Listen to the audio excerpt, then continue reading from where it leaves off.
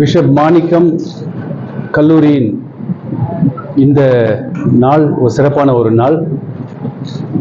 53 ஆண்டுகள் பாரம்பரியமாக உள்ள இந்த கல்லூரியில் இன்றைக்கு நடந்த ஒரு நிகழ்வு, அது வரலாறு படைத்த, வரலாறு சிறப்புமிக்க ஒரு நிகழ்வு.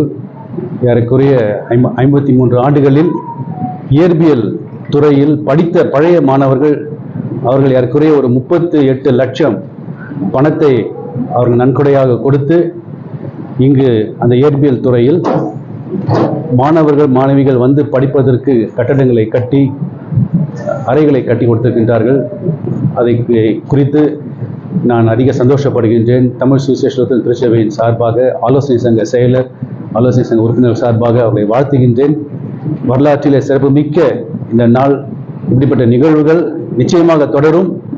மாணவ மாணவிகளை நான் வாழ்த்துகின்றேன். உலகமே